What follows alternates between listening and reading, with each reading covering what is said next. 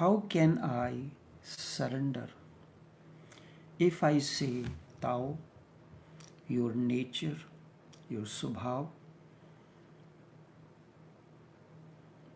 is right here and now, and you need not practice anything. You simply take a jump into the river and surrender. When a diver goes, when a swimmer goes to the swimming pool, the very essential nature of the swimmer is to swim. That is his nature because he is a swimmer. He is a diver. He, without a second thought, he just prepares himself and takes a jump, surrenders to the river, to the swimming pool. But you will say, how? If you do not know the swimming, if you know not the art of diving, you will say, how? How can I take a jump? So you will ask, the disciple is the one who is not familiar with the art of swimming nor the art of diving. He immediately asks the question, how can I surrender? If I give you a technique as answer to your how, your mind will say, but this is a method, a technique, a way, and it is against the nature of the swimmer. It is against the nature of the diver, against Tao. If divinity is my nature, if swimming is my nature, if diving is my nature, how can it be achieved through a technique? It is part of me because I am a diver. I am a swimmer. It is already there. Then the technique becomes futile, useless. Why waste time and energy with the technique? This is how mind works. I remember once it happened that a man, a father of a girl, a young girl, asked the composer Leopold Godowski to come to his house and give an audition, give an audition to his daughter. She is learning piano. Godowski came to their house. Patiently he heard the girl playing the piano. When the girl finished, the father beamed and he cried in happiness. When the girl finished, the father beamed and cried in happiness and asked Godowski, isn't she wonderful?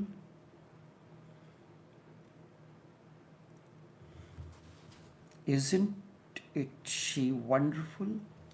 Godowski is reported to have said, she is wonderful. She has an amazing technique. I have never heard anyone play. I have never heard anyone play such simple pieces with such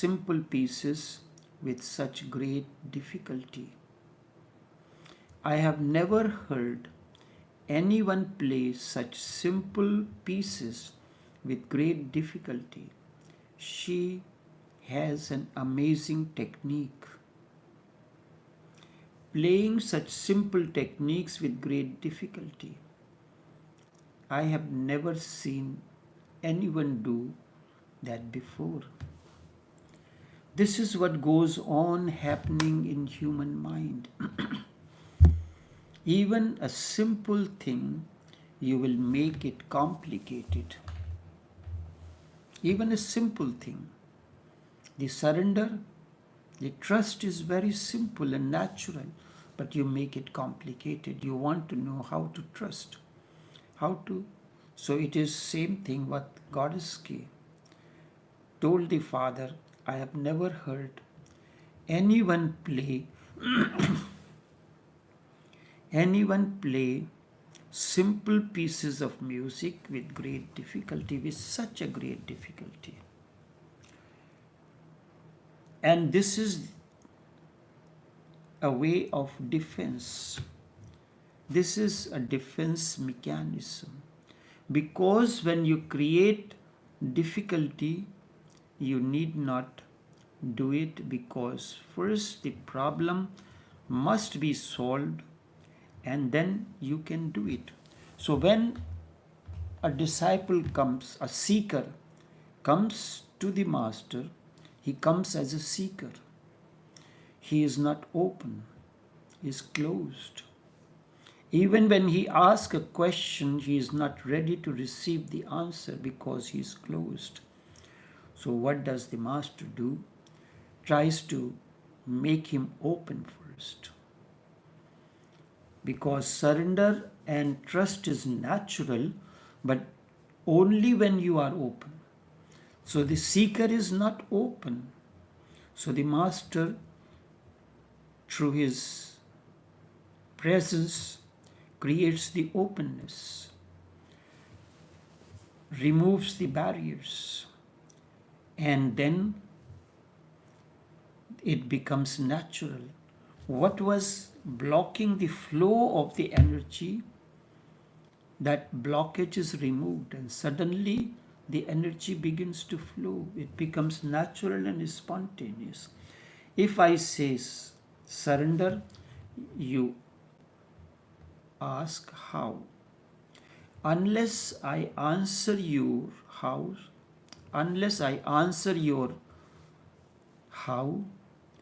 how can you surrender? So one way is that I respond and give you a technique to answer your how. If I give you a technique, your mind will immediately create a new problem. Why is this technique? My essential nature is there. Tao is there. God is within you. Everybody says that God is within you. You have been conditioned into it. So why is this endeavor, this effort? Unless this is answered, there is no need to do anything. And this is how one goes on in this vicious circle continuously forever and ever. You will have to break it somehow or the other and come out of it. Be decisive, because only with decision is your humanity born. You decide to come in the company of the Master, come what may. You will not object anything. So whatever blockages is, that is blocking the flow of the energy between the two people, are removed. And then your decision is important for the humanity, for your humanness to be born. Only with decision do you become a human. Be decisive. Only through this decisiveness a seeker becomes a disciple. And when he begins to flow with his natural way or spontaneity, the disciple becomes a devotee. The two sides of the same coin, the master and disciple, Master and devotee are two sides of the same coin. They are lover and beloved. If you can surrender, surrender. If you cannot surrender, then do not create philosophical problems, then use the technique that is given to you. No philosophical technique. When you are entering into a love relationship, do you need a technique? How does a man or a woman need a technique how to surrender? There is a willingness between the two to enter into this communion and this happening. They don't need the technique to remove the barriers. There is willingness on the part of each one of them. And suddenly, the surrender happens. The process begins. Whether you use a technique or you have come with decisiveness to allow whatever happens to happen, in both ways, the surrender will happen to you. If you surrender right now, it is okay. If you cannot surrender this moment, then you have to go through the technique. If surrender is not natural and is spontaneous, then whatever technique is given to you for the blockages to be removed so that it becomes a natural process for you. It is needed because of you. Technique is needed because of you. If you are already ready to surrender, to trust the river. You don't need any technique. You don't need any technique. It is needed because of you, not because of your nature, not because of Tao. Tao needs no training. Tao means nature, your essential nature. It is needed because of you, and the techniques will destroy you. You will die through the technique as you are. So the seeker, when begins to use a technique, the seeker in him dies. And in place of the seeker, a disciple is born. A disciplehood is born. And then as the technique comes to an end, first the seeker dies, then disciple dies, and in place devotee is born. Totally surrendered, totally trusting, and the innermost nature evolves. Innermost nature evolves. You have to be shattered completely. The seekerness, the seekingness has to be completely shattered. It is a jump, a surrender. If you cannot, then piecemeal. Through the technique you have to work on. A seeker, if he is ready to surrender and trust, he is already a devotee. He is living in his essential nature. He doesn't need a technique. Otherwise, you have to go piecemeal. From the seeker, through the technique, you attain to disciplehood in you. You open the door and you become a disciple. You enter the inner sanctum, a little bit inside. Seeker is on the surface. This disciple has begun the process of diving. The devotee has gone even deeper than the surface. He is not on the surface. A seeker is on the surface. With disciplehood, the process of diving has begun. And with devotee, the process of diving has gained momentum. And now, through his essential nature, through his Tao, through his Subhav, he reaches the bottomless abyss, the innermost core, the depth. But remember one thing, your mind can create problems.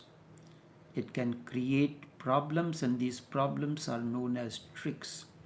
Tricks to postpone. Trick to postpone the decision. And if the mind is not settled, you do not. If the mind is not settled, you don't feel guilty. You do not feel guilty. You feel, what can I do?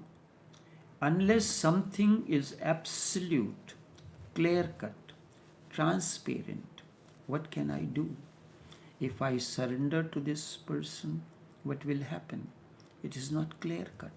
It is not transparent. Mind creates tricks like these. Your mind can create clouds around you, and your mind will not allow you to be transparent ever, unless you decide. The moment you decide, no matter come what may happen, I have to go this way. With decision, with your decision, with the decision of the seeker, all clouds disappear. Immediately the process begins to dive, becomes disciple first, process gains momentum, becomes devotee. Mind is very diplomatic, is very political, and it goes on playing politics and tricks on you. Goes on playing. It is very tricky, cunning. I have heard once Mullah Nasruddin went to visit his son and daughter-in-law. He had come for 3 days, but then he stayed for 1 whole week. Then 1 week passed and he stayed for 1 month. Then the young couple started worrying how to get rid of this old man, the mind. So they discussed how to get rid of him, and they hit upon a plan. The husband said, tonight you prepare soup and I will say that there is too much salt in it. This was the plan. You will make soup for dinner and I will say there is too much salt in it. It cannot be eaten. It is impossible to eat the soup. And you have to say that there is not enough salt in it.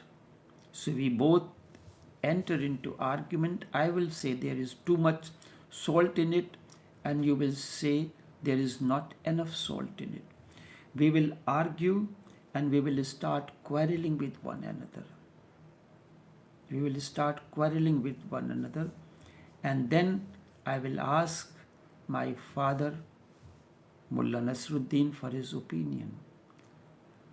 What he says, if he says he agrees with me, then you will get mad. And if he says, if he agrees with you, then I will get mad.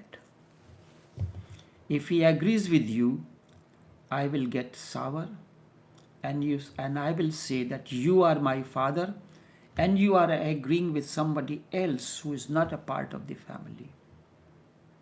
And if he agrees with me, you will say, you will get mad and you will say, because I am not of your blood, so you are agreeing with your son. And I am nobody for you. I am not important for you. Your son is important for you. That's why you are agreeing with him that there is too much salt. You don't care for me. And we will continue the argument. The soup was prepared. And as it was planned, They started quarreling and arguing as was planned. And then the climax came. They were just on the verge of hitting one another. Nasruddin was sitting silently up to now, just watching. And then the son turns towards him and said, "Father, what do you say?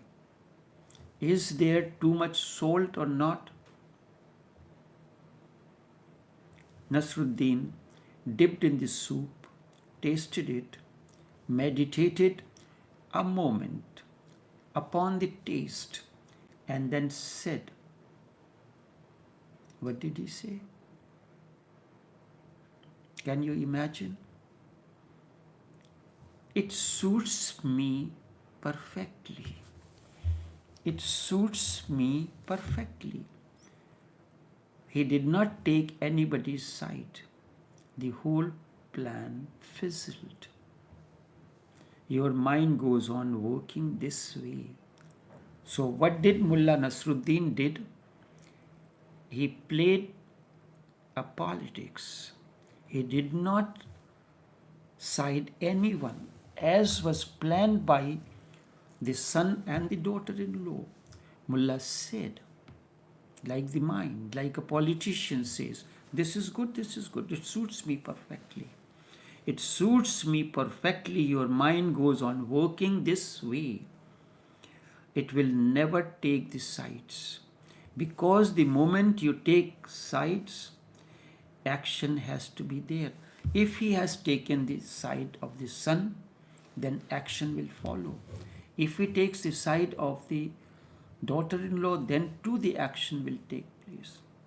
It will not take any side. It will go on arguing.